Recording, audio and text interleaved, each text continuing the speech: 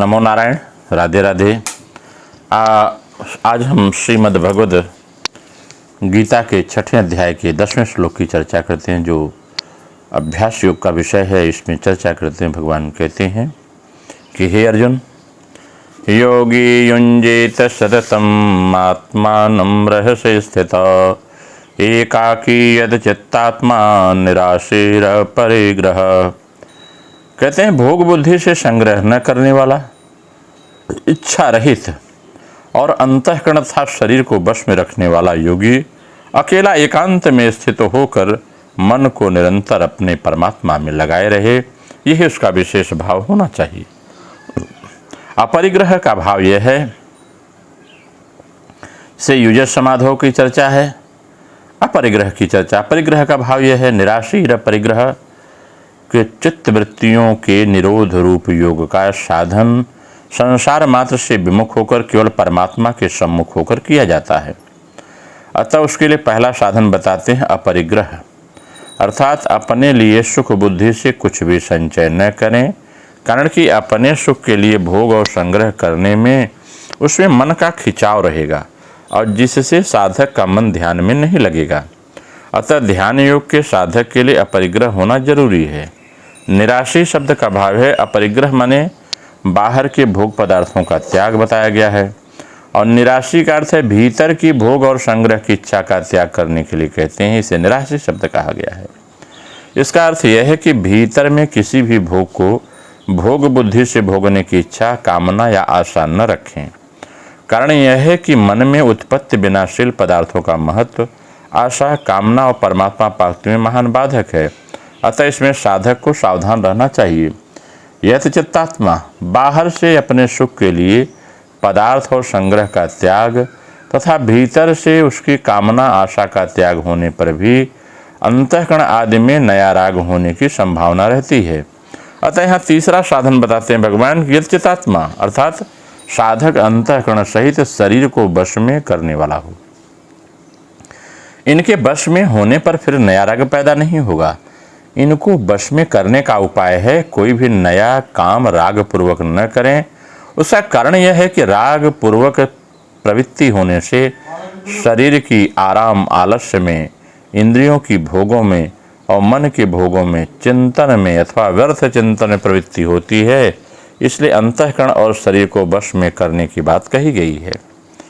योगी शब्द का अर्थ यह है कि जिसका ध्येय लक्ष्य केवल परमात्मा में लगने का ही है, अर्थात जो परमात्मा प्राप्ति के लिए ही ध्यान योग करने वाला है, सिद्धियों और भोगों की प्राप्ति के लिए नहीं, उसको यहाँ योगी कहा गया है।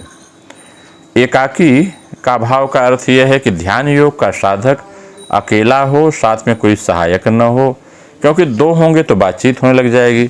साथ में कोई सहायक होगा तो राग कारण उसकी याद आती रहेगी, जिससे मन भगवान में नहीं लग पाएगा। रहस्य स्थित है, इसलिए साधक को कहाँ स्थित होना चाहिए, इसके लिए भगवान बताते हैं कि एकांत में स्थित रहें, अर्थात ऐसे स्थान में स्थित रहें जहाँ ध्यान के विरुद्ध कोई वातावरण न हो, जैसे नदी का किनारा हो, वन में एकांत स्थान हो, एकांत मंदिर आदि हो, अथवा घर में ही एक कमरा ऐसा हो जिसमें केवल भजन ध्यान किया जाए। उसमें न तो स्वयं भोजन शयन करें और न दूसरों को ही करने दें। ऐसे कमरे में आप ध्यान कर सकते हैं। आत्मनम सततम युञ्जित, इसका भाव यह है कि एकांत में बैठकर मन को निरंतर भगवान में लगाएं। अब मन को निरंतर भगवान में लगाने के लिए खास बात यह है कि जब ध्यान करने के लिए एकांत स्थान पर जाएं, तब जाने से पहले विचार कर लें कि अब मेरे को संसार का कोई काम नहीं करना है, केवल भगवान का ध्यान ही करना है। जब भगवान के सिवाय दूसरे का चिंतन करना ही नहीं है, इस बात को लेकर निरंतर सावधान रहें, क्योंकि सावधानी ही साधना है। साधक के लिए इस बात की बड़ी आवश्यकता है कि वह ध्यान के समय तो भगवान के चिंतन में तत्परतापूर्वक लगा रहे और व्यवहार के समय फिर निर्लिप्त रहते हुए भगवान का चिंतन करता रहे, क्योंकि व्यवहार के समय भगवान का चिंतन न होने से संसार में लिप्तता अधिक हो जाती है। व्यवहार के समय भगवान का चिंतन करने से ध्यान के समय चिंतन करना सुगम होता है, और ध्यान के समय ठीक तरह से चिंतन होने से व्यवहार के समय भी चिंतन होता रहता है। इसका अर्थ है कि दोनों स्वयं में किया गया चिंतन एक दूसरे का सहायक होता है। इसका भाव यह है कि साधक का साधकपना हर समय जागता रहे, यह अभ्यास होना चाहिए। वह संसार में तो भगवान को मिलाए, पर भगवान में संसार को न मिलाए, अर्थात सांसारिक कार्य करते समय भी भगवान का स्मरण बना रहे, चित्तवृत्ति में भगवान की व्यवस्था बनी रहनी चाहिए। यदि ध्यान के लिए बैठते समय साधक अमुक काम करना है, यह लेना है, इतना देना है, अमुक जगह जाना है, उनसे मिलना है, यह काम बाकी रह गया आदि कार्यों को मन में जमा करेगा, अर्थात मन में इतना संकल्प करेगा, तो उसका मन भगवान के ध्यान में कभी नहीं लगता। तो उसका मन भगवान में जब नहीं लगेगा तो ध्यान के लिए बैठते समय दृढ़ निश्चय कर लें, चाहे जो हो जाए, गर्दन भले कट जाए, मेरे को केवल भगवान का ध्यान करना है। ऐसा दृढ़ विचार होने से भगवान में मन लगाने में बड़ी सुविधा हो जाएगी। अक्सर देखा है हमने, साधकों की शिकायत रहती है कि भगवान में मन नहीं लगता। तो इसका कारण क्या है? इसका कारण यह है कि साधक संसार से संबंध तोड़कर ध्यान नहीं करता, बल्कि संसार से संबंध जोड़कर ध्यान करता है। अतः अपने सुख सेवा के लिए भीतर से किसी को भी अपना न माने, अर्थात किसी में ममता न रखें, क्योंकि मन वहीं जाएगा जहाँ ममता होगी। इसलिए इसका उद्देश्य केवल परमात्मा में रहे और सबसे निर्लिप्त रहे, तो भगवान में मन लग सकता है। इसके विषय में अगर गीता के पूर्व दृष्टांत का दर्शन करें, जैसे अर्जुन पहले भी युद्ध के लिए तैयार थे और अंत में भी उन्होंने युद्ध किया, केवल बीच में वे युद्ध को पाप समझने लगे थे, तो भगवान ने समझा देने से उन्होंने युद्ध करना स्वीकार किया। जब भगवान ने समझा दिया, तो इस तरह प्रसंग कर्मों का होने से गीता में कर्मयोग का विषय आना ठीक था, पर इसके अंतर्गत ज्ञान योग, भक्ति योग और पारमार्थिक साधनों का वर्णन कैसे आ गया? उनमें भी यहाँ ध्यान योग का वर्णन आया है, जिससे केवल एकांत में बैठकर ध्यान लगाना पड़ता है। यह प्रसंग ही यहाँ क्यों आया? इसके उत्तर में भगवान कहते हैं कि अर्जुन पाप के भय से युद्ध से ऊपर थे, दूर हो गए थे, तो उसके भीतर कल्याण की इच्छा जागृत होती है। अतः वे भगवान से प्रार्थना करते हैं, जिससे मेरा निश्चित श्रेय कल्याण हो, वह है आप कहिए। इस पर भगवान को श्रेय कराने वाले जितने मार्ग हैं वे सब बताने पड़े। उनमें दान, यज्ञ, तप, वेदाध्ययन, प्राणायाम, ध्यान योग, हठ योग, लय योग आदि को कहना भी कर्तव्य हो जाता है। इसलिए भगवान ने गीता में कल्याणकारक साधन बताए हैं। उन सब साधनों में भगवान ने यह बात बताई कि उत्पत्ति विनाशील वस्तुओं का जो लक्ष्य है वही खास बंधन कारक है। अगर साधक लक्ष्य में केवल परमात्मा का है, तो फिर उसके सामने कोई कर्तव्य कर्म आ जाए तो उसको संभाव से करना चाहिए। संभाव से किए गए सब कर्म, कर्तव्य कर्म कल्याण करने वाले होते हैं। अगर हम इस श्लोक की क्रियायोग के माध्यम से आध्यात्मिक व्याख्या करें, तो यह बात और स्पष्ट होती है कि योगारूढ़ लक्षण कहकर योगारोहण के लिए इच्छुक व्यक्ति को क्या क्या करना आवश्यक है, यही इसमें भगवान बताते हैं। कहते हैं योगाभ्यासी को संग शून्य होकर चित्त वृत्ति को निरोध के लिए प्रयत्न करना पड़ेगा। यह अभ्यास ही उसका सर्वप्रधान कार्य होगा, क्योंकि चित्त में इसकी क्षिप्ति, मूढ़ और विक्षिप्ति अवस्था में योग की प्राप्ति नहीं होती है। इसके लिए योगी को कुछ एकांतवास करना पड़ेगा। जब उसको योगाभ्यास करना हो तो उस समय एक निराले स्थान में, अंततः घर के भीतर किसी निराली कुटी में रहकर, एक कोठरी में रह करके योगाभ्यास करना होगा। जहाँ विषय संस्मरण कम होने की संभावना है, वहीं निर्जन स्थान कहलाता है। जिसका चित्त वैराग्य युक्त नहीं है, वह अरण्य में जाकर समाधि का अभ्यास नहीं कर सकता। वहाँ भी उसके चित्त में बहुत सी चिंताएं व्याकुल करती रहती हैं। विशेषतः कहते हैं कि मच्छी, मच्छर, मशक, हिंसक जंतु और दुष्ट लोगों के द्वारा उत्पीड़ित होना वहाँ बिल्कुल भी असंभव नहीं होता। अतः पहले अपने घर के किसी निवृत्त कोने में, बिल्कुल ही मंदिर के भीतर, जहाँ बहुत कम आदमी आते जाते हों, जहाँ कोई उद्वेग का कारण नहीं रहता, उस स्थान को चुनकर वहाँ योगाभ्यास करना पड़ता है। यहाँ तक कि बहुत से पुस्तकों के संग्रह या उसके पठन आदि के कार्य भी विरत करना पड़ेगा। बहुत से लोग कहते हैं कि संन्यास के बिना समाधि की साधना नहीं होती। इस बात पर श्रद्धा स्थापित करना कठिन है।